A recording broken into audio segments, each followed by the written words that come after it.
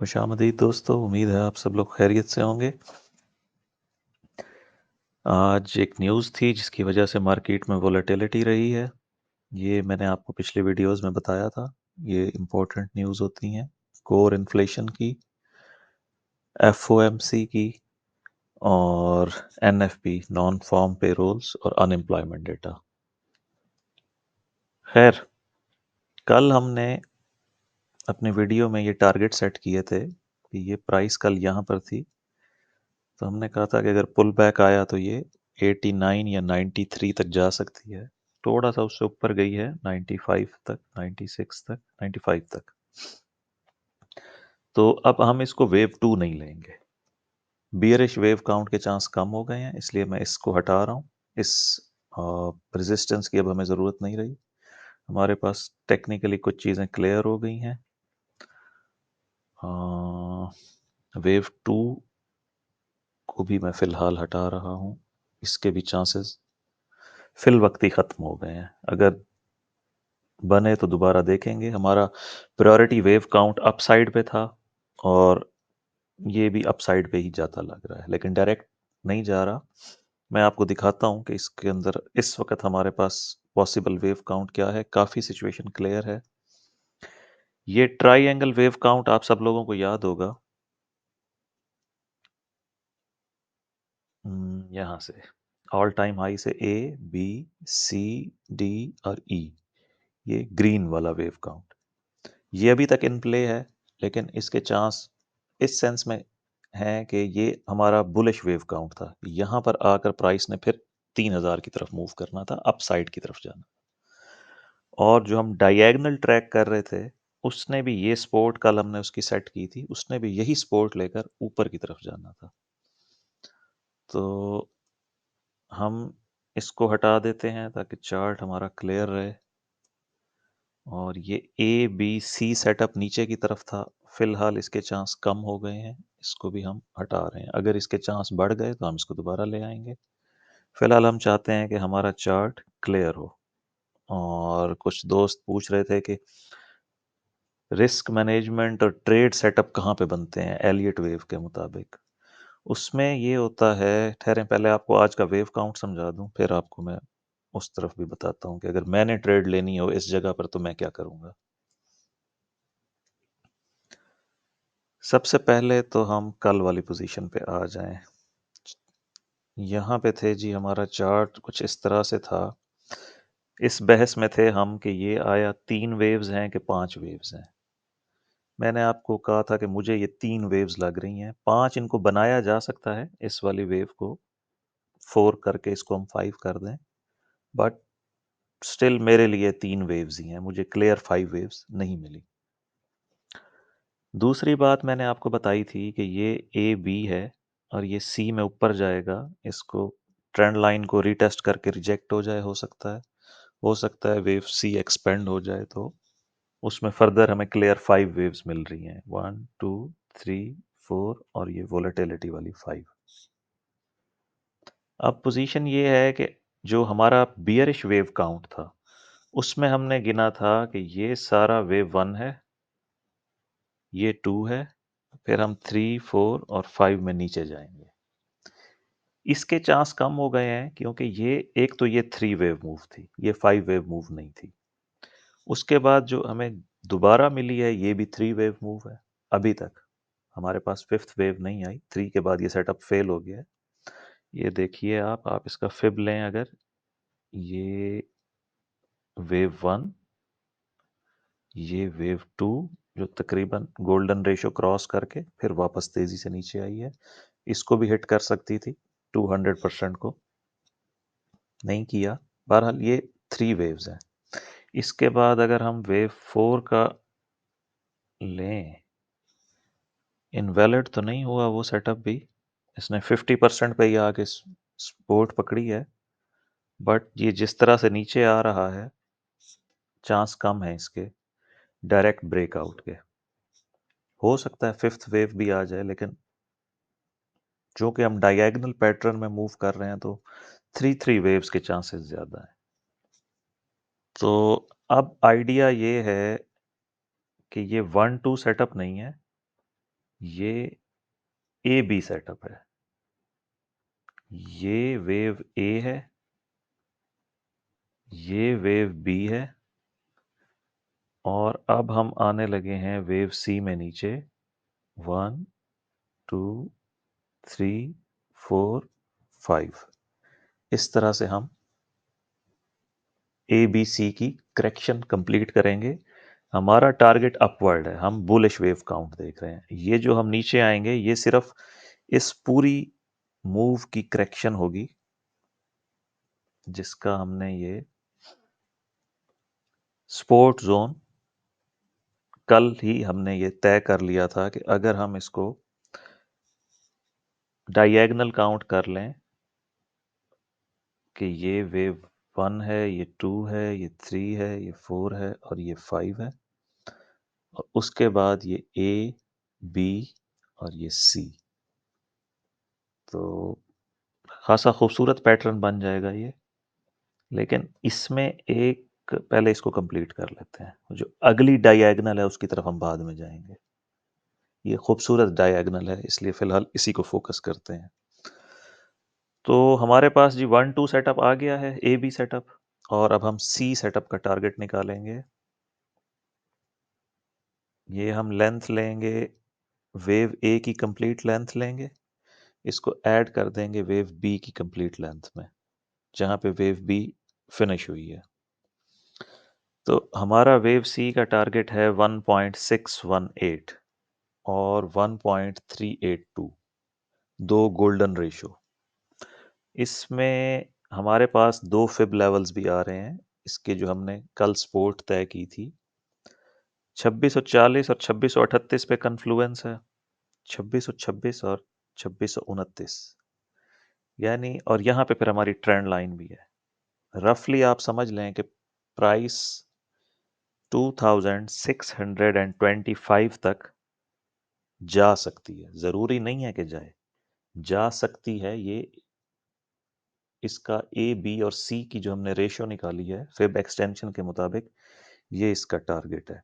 और इसने, मैंने अभी आपको ब्रश के साथ दिखाया है कि ये 5 वेव्स में जाएगी। तो फिलहाल तो प्राइस नीचे ही जा रही है। जब ये वेव 1 कंप्लीट हो जाएगी ये वाली, तो एक पुल बैक आएगा वेव 2 का। यानी इसको बना देते हैं, विजुअलाइजेशन ठीक हो जाए आप लोगों की। वेव 1 फर्ज करें ये खत्म हो गई है, वेव 1, ये वेव 2, फिर ये सबसे बड़ी वेव 3, फिर ये वेव 4 और फिर ये वेव 5। ठीक हो गया जी। इस तरह से हम वेव सी में नीचे आएंगे। डिपेंड करता है कि वेव 1 की लेंथ मुझे मुनासिब लग रही है, इसलिए 2640 तक तो इसको मिनिमम जाना चाहिए। वेव 3 फैसला करेगी कि अगर वो एक्सटेंडेड हुई तो, और ये पूरा सेटअप बनेगा ए बी सी, ए बी और ये सी की 5 वेव्स। ठीक है जी। ये आप लोग इसी तरह अपने अपने चार्ट्स के ऊपर इसको लेबल कर लें। और हाँ, ट्रेड कैसे लेनी है उस तरफ आते हैं।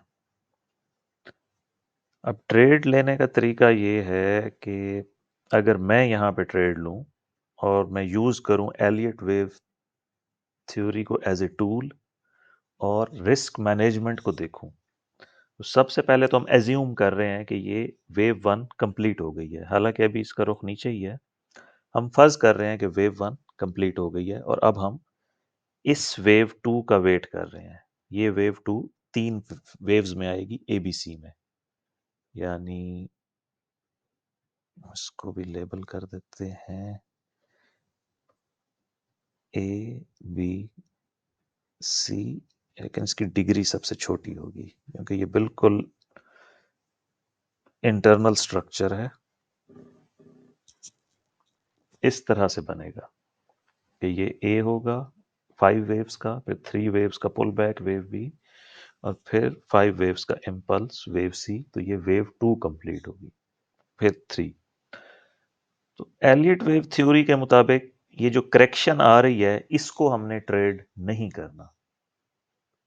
एलियट वेव में कभी भी करेक्शन को ट्रेड नहीं किया जाता, क्योंकि आपको नहीं पता, हो सकता है कि ये ए बी सी ना हो, ये डब्ल्यू एक्स वाई आ जाए, हो सकता है ये W X Y X Z आ जाए, हो सकता है कि ये A B C D E correction आ जाए। तो करेक्शन के 12 से ज़्यादा पैटर्न हैं, उनको हम अंदाज़ा नहीं लगा सकते कि क्या होगा। हमने क्या करना है, हम यहाँ पे अपना इनवैलिडेशन पॉइंट निकालेंगे। फर्ज हम लेंथ लेंगे। अभी हमने एज्यूम किया है कि वेव वन ख़त्म हो गई है, तो वेव टू का जो टारगेट है वो मिनिमम 2686 है, आइडियल टारगेट है 2688, और मैक्सिमाइज अगर हो जाए वेव टू तो 2692। ये हमारा बनेगा वेव टू का टारगेट एरिया, हमारा रेजिस्टेंस एरिया। और इसके बाद आएगी वेव थ्री। जो लोग एलियट वेव थ्योरी को स्टडी कर रहे हैं अपनी बुक्स में, आप सबको याद होगा कि वेव थ्री नॉर्मली 80 to 90% सबसे बड़ी वेव होती है, और ये इम्पल्स होता है। इसी में लोग फोमो का शिकार होते हैं, फेयर ऑफ मिसिंग आउट का। तो इसको ट्रेड करने के लिए इस जगह पर बाइंग ऑर्डर सेट करना पड़ेगा 2688 पे। हर बंदा अपने पोर्टफोलियो के मुताबिक, अपनी कैपेसिटी के मुताबिक और अपने लॉस बियरिंग के हवाले से ट्रेड को सेट करता है। तो अब मैं जो ट्रेड सेट करूंगा, मैं यहाँ पे दो ट्रेड्स लूंगा।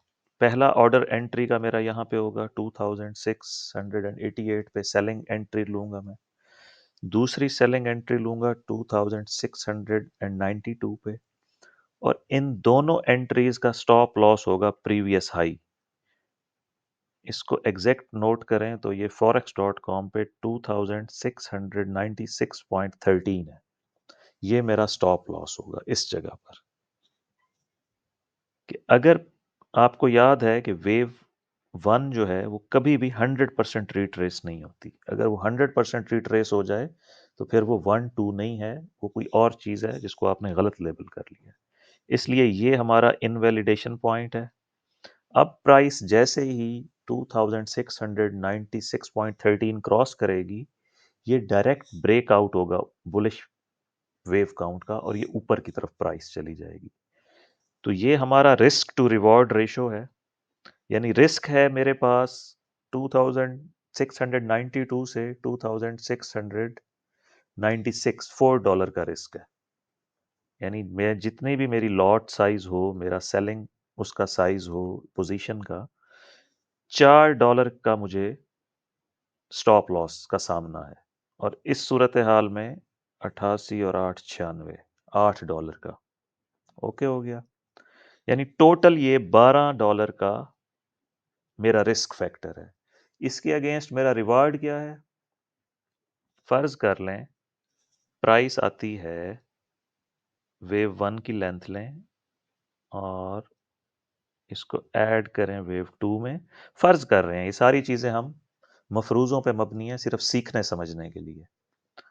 तो यहाँ पे मैंने फर्ज कर लें मेरे दोनों टारगेट हिट हो जाते हैं 2688 एंड 2692।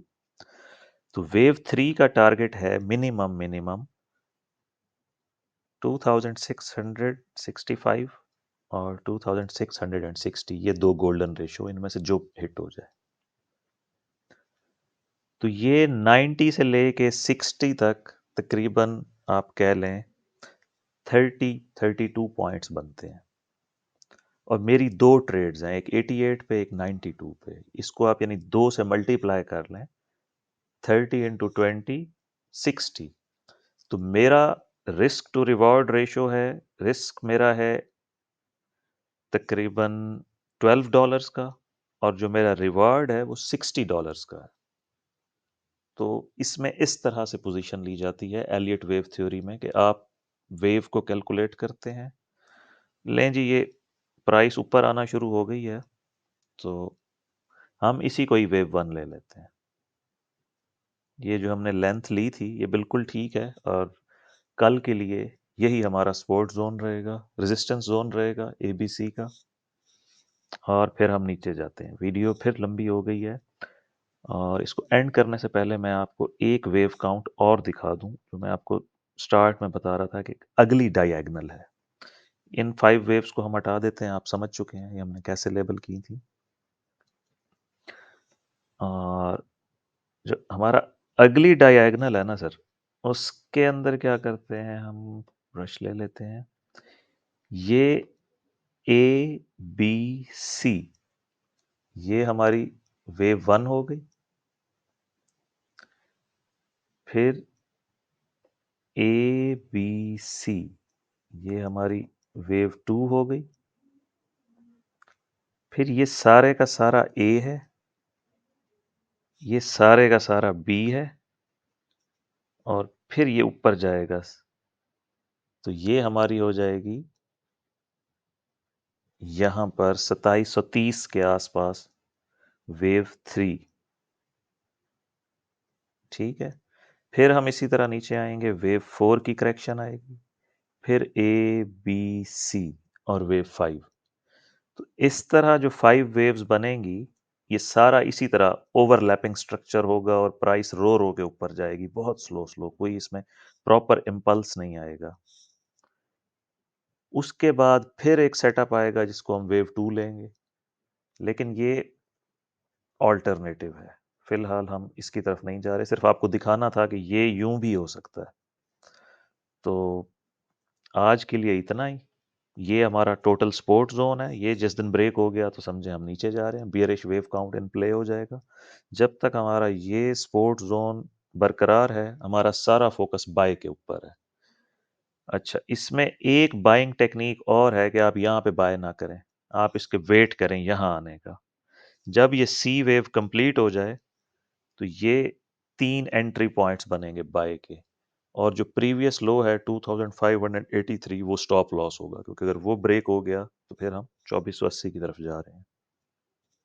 तो इनवैलिडेशन पॉइंट जहन में रखें। बस इतना ही बताना था आपको। आज की मेरे ख्याल है वीडियो कंप्लीट हो गई है।